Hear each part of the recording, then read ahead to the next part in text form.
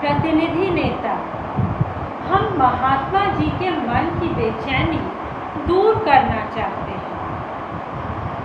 प्यारे लाल, गांधी जी हर एक की सुनने और उसके दिल में क्या है यही जानने के लिए आए हैं। मिनिस्टर, तब चलें, हम उनसे मिलें। प्यारे लाल और मिनिस्टर मोटर बोट में घुसते हैं। नाविक और स्टेशन मास्टर एक तरफ खड़े हो जाते हैं। प्रतिनिधि नेता, बेहतर है कि वे पहले हमसे ही बात करें। हिंदू तो पहले से ही भुनभुना रहे हैं, कहते हैं महात्मा जी आ रहे हैं और हम उनसे शिकायत करेंगे, वे ही लीग की खबर लेंगे। बूढ़ा प्रतिनिधि, हम उन्हें बताएं कि पेपरों में जो कुछ छपा है हूबहू वैसा कुछ नहीं हुआ। शमसुद्दीन साहब ने यह अच्छा किया कि हमें घाट पर पहले ले आए। युवा प्रतिनिधि, और बंबई में क्या वहाँ डंडा नहीं हुआ?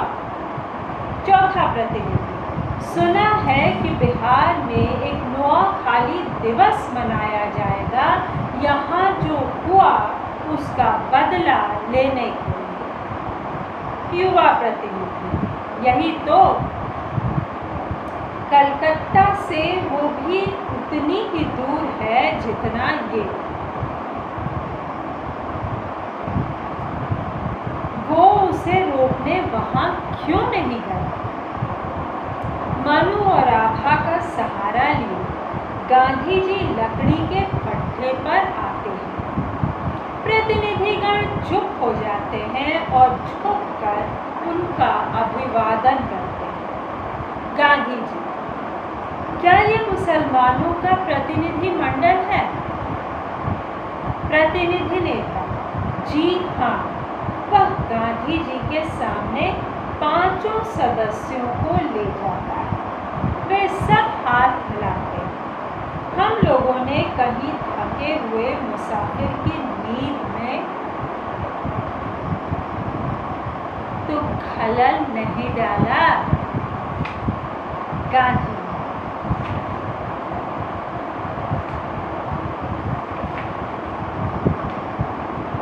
और नोआखाली से मैं अपने सपने से जागने की ही प्रतीक्षा कर रहा था। गांधी कहते हैं कि नोआखाली से मैं अपने सपने से जागने की ही प्रतीक्षा कर रहा था। नहीं, हम पहले ही जागे हुए थे। प्रतिनिधि नेता, हमें पता है कि यहाँ जो कुछ हुआ उसके कारण आपके दिल में कैसी चिंता घर कर गई है। इसी से आपने अपने बुढ़ापे को भी ऐसे कठिन सफर में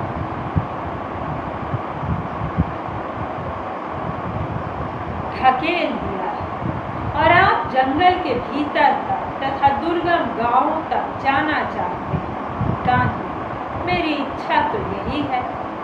प्रतिनिधि नेता, और नोआखाली की मिट्टी आपके चरण चूमने के लिए बेताब है। लेकिन क्या बढ़ा चढ़ाकर खबरें देने वाले अखबारों ने आपको इतना गुमराह नहीं कर दिया है कि अब आपके कदम बेचैनी से चलने लगे हैं? गांधी, कलकत्ता में एक और मुस्लिम दोस्त ने भी यही सवाल किया था। वो बोले थे बम्बई और अहमदाबाद में भी तो ज्यादतियाँ हुई थी, आप वहाँ क्यों नहीं गए? क्या इसलिए कि वहाँ ज्यादती हिंदुओं ने की थी? प्रतिनिधि नेता,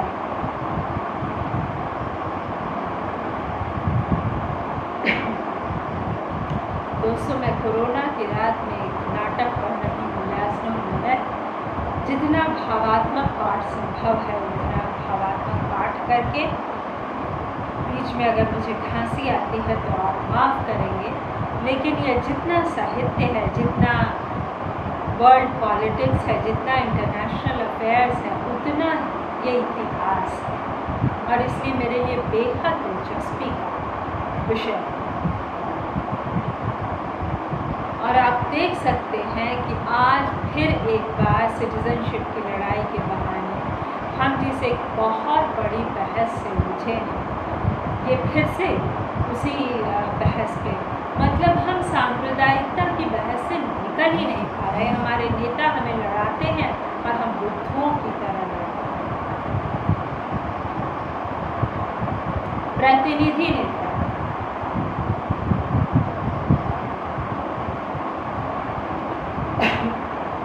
यहाँ भी ऐसे लोग हैं जो यही सवाल कर रहे हैं गांधी, और जवाब में मैंने कहा, मैं हिंदू या मुसलमान की नहीं, पाप की तलाशी में निकला हूँ। मैं अगर किसी और जगह ऐसे हादसों की बात सुनता तो वहाँ भी ज़रूर पहुँचता। बूढ़ा प्रतिनिधि, ये निरी अतिरंजना है साहब, निरी अतिरंजना। युवा प्रतिनिधि, ये सच है कि यहाँ 6 या 8 हिंदू मारे गए थे, लेकिन पुलिस ने, और वो जो ज़्यादातर हिंदू ही हैं, उसने बौछार करके 13 मुसलमान मार डाले। गांधी, महत्व तो आंकड़ों का नहीं है, सिर्फ एक लड़की से भी ज़बरदस्ती हो या सिर्फ आदमी से जबरन धर्म छुड़वाया जाए तो वही अपने आप में इतना खौफनाक है कि हर एक को सारी दुनिया में चीख पड़ना चाहिए। और सबसे पहले तो मुस्लिम होने के नाते आपको, जो इस्लाम की आबरू पर जान देते।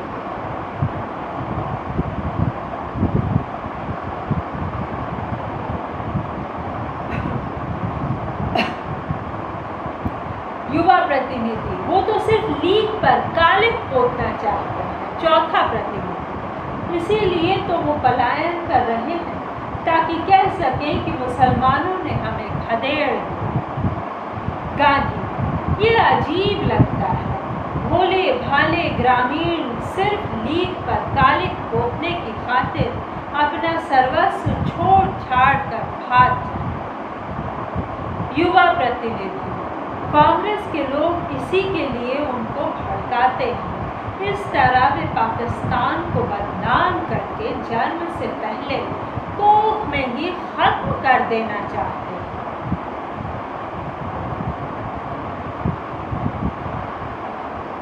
गांधी,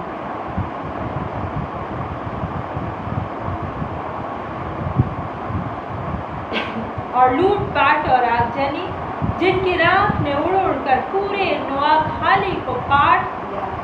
प्रतिनिधि नेता, हम सब उसकी भर्त्सना करते हैं। गांधी, जब से मैं कलकत्ता आया मैंने देखा कि मंत्री से लेकर जिस से मैं मिला वो सभी उसकी भर्त्सना करते हैं जो हुआ, लेकिन इस चौतरफा लानत मलामत से उसका होना रोका नहीं जा सकता। चौथा प्रतिनिधि, ये सब तो फसादियों ने, गुंडों ने किया। गांधी, और बाकी लोग, क्या वे सब टुकुर टुकुर ताकते रहे? क्या आपको इस तरह बचाव करना शर्मनाक नहीं लगता? हर गांव में अगर एक तो इज्जतदार मुसलमान बोल पड़ते, ठहरो तुम्हारी हिफाजत का जिम्मा मैं लेता हूँ, भागो मत, तब गुंडे कुछ ना कर पाते। वो गुंडे लीग की हतक और कोख में ही पाकिस्तान को कत्ल कराने के लिए वह सब शुरू ही न करते।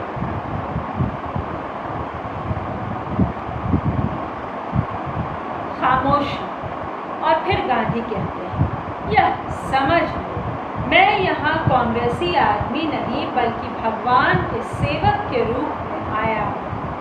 और अगर सब लोग पाकिस्तान कायम करना ही चाहते हैं तो अकेला मैं उसको यूं ही नहीं रोक सकता। दुखद मगर ये पागलों जैसी भाई भाई की हत्या जब तक इस आग को बुझा न दूं, मेरी यह यात्रा यहीं रुकेगी। कुरान कुरान मैंने पढ़ी है और उसमें जबरन कलमा पढ़वाने का एक भी शब्द नहीं। आप एक दूसरे का अभिवादन किन शब्दों से करते हैं? सलाम वालेकुम। आपको शांति मिले। आपस में ही नहीं, आप हिंदू, पारसी, ईसाई सबसे यही कहते हैं। पैगंबर साहब के नाम पर मैं आपसे उसी अमन की गुजारिश करता हूँ। खिलाफत आंदोलन के दौरान मैं बंगाल आया था। पहली बड़ी लड़ाई के बाद जब हिंदू आपकी मुहिम में शरीक हुए थे, हमने खलीफा का पद खत्म किए जाने की मुखालिफत की थी। उन दिनों हिंदू मुस्लिम के बीच ऐसी गाढ़ी दोस्ती हुई थी जैसी दो प्रेमियों के बीच होती। और मैं मजाक में कहा करता था, महान शौकत अली मुझे मानो अपनी जेब में रखकर पूरे हिंदुस्तान भर में घुमाते फिरते थे। उन दिनों की वो हंसी खुशी, वो प्यार मोहब्बत कहाँ है अब? वो मेरी यही गुजारिश है, या कम से कम शांति तो हो। मुझे आप हिंदू के तौर पर मत देखिए जो आपके हितों पर चोट करने आया है। बेशक मैं हिंदू हूँ, लेकिन मैं मुसलमान भी हूँ।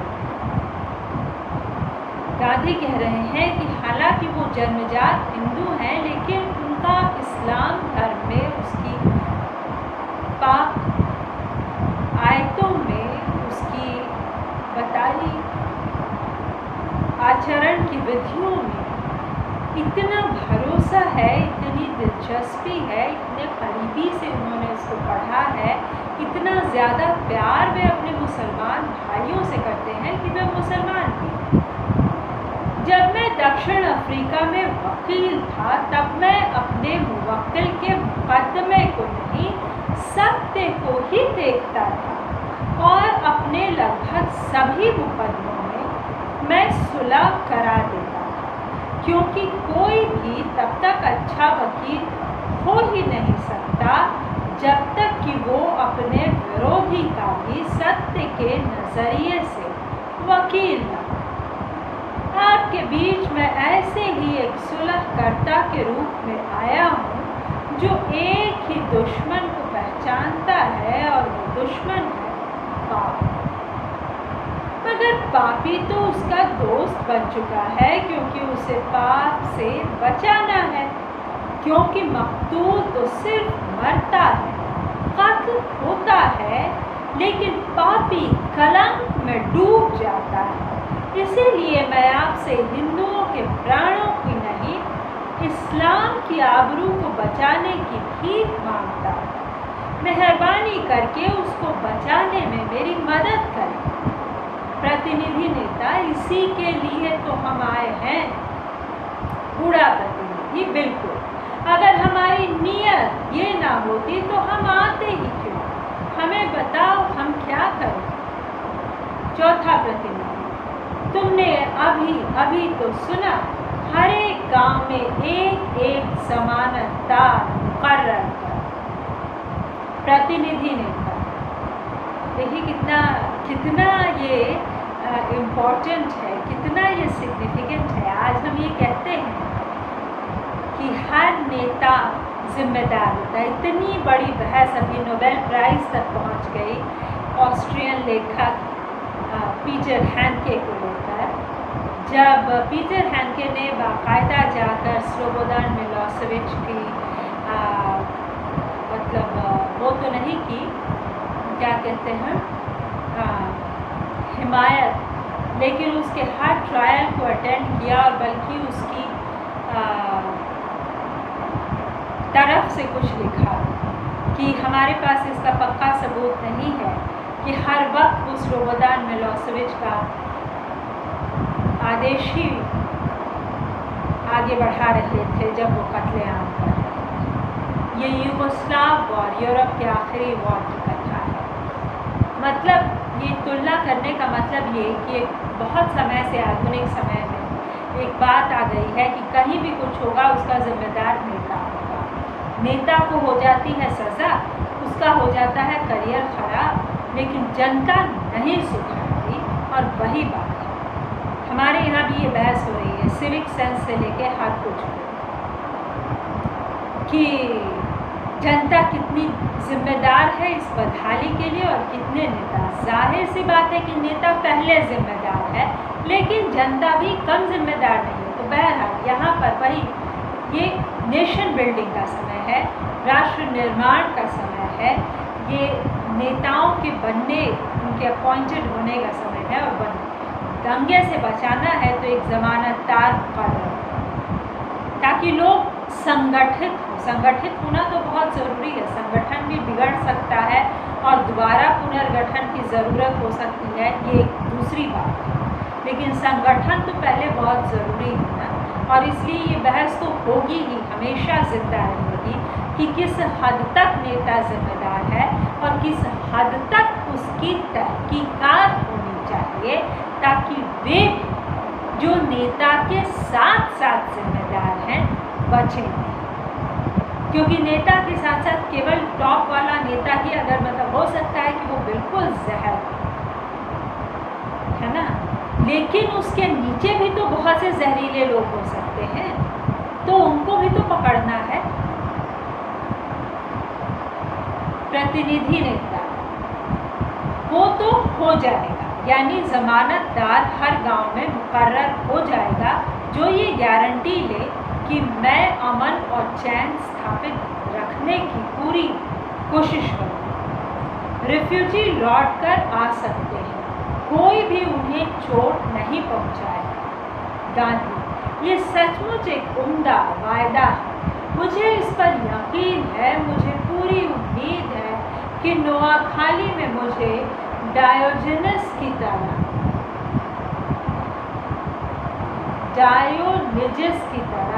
नहीं भटकना पड़ेगा। वो यूनानी संघ दिन के भरपूर उजाले में भी कंदील उठाए पूरे शहर में घूमता फिर रहा था।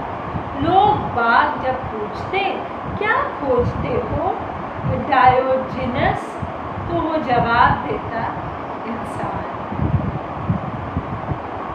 झुक कर गांधी कहते हैं सलाम। प्रतिनिधि वापस जाने लगते हैं। उसी समय उन्हें अंदर आते हुए हिंदू मिलते हैं। एक दूसरे को वे संदेह से देखते हैं। युवा प्रतिनिधि, लोग ये आधमके, एक हिंदू दूसरे हिंदू से, ये तो हमसे पहले ही आ गए। हिंदू प्रतिनिधि मंडल का नेता गांधी जी को साष्टांग प्रणाम करता है। प्रतिनिधि मंडल का नेता कहता है, सुबकते हुए, हम अब अनाथ नहीं हैं।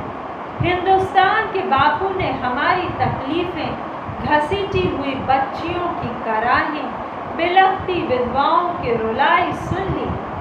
अब वो हमें हमारे उस घर से उबारने को आ पहुँचे हैं जो बूचड़ खाना बन चुका है।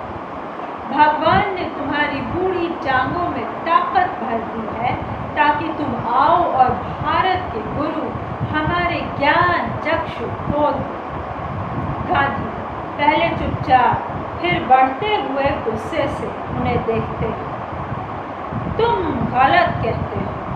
बेशक ईश्वर की प्रेरणा से ही मैं यहाँ आया हूँ, लेकिन तुम लोगों को तुम्हारे घर से निकाल ले जाने के लिए नहीं। सुना है कि मेरे आने से पहले ही अफवाह थी कि गांधी आ रहा है, ताकि नवजात शिशुओं की तरह हमें बाहों में भरकर इस जलते हुए घर से निकाल ले जाए। मगर सत्य इसके एकदम उलट है। मैं आया हूँ ताकि तुम यहीं रहते रहो। और ये इसीलिए गांधी महान है कि खतरे में अपनी जगह छोड़नी नहीं चाहिए। मैंने भी यही किया था जब मुझसे बार बार कहा जा रहा था बफर छोड़ दो, रॉचेस्टर चली जाओ। खैर मुझे उसके बाद देश निकाला हो गया, गांधी की भी हत्या हो गई। लेकिन दोस्तों इतिहास तो लिखा जाना है ना, तो लिखा जाएगा। फिलहाल हम आज ये कथा यहाँ छोड़ते हैं और दोबारा शुरू करेंगे। ये जितनी कथा है उससे ज़्यादा इसकी समीक्षा, उससे ज़्यादा इसकी चर्चा की ज़रूरत है, क्योंकि क्योंकि गांधी को केवल सुन लेना पर्याप्त नहीं है, उसका मंथन भी बहुत ज़रूरी है। गांधी के कुछ विचार इतने प्रभावशाली हैं कि क्या कहा जाए। तो सुनने के लिए धन्यवाद।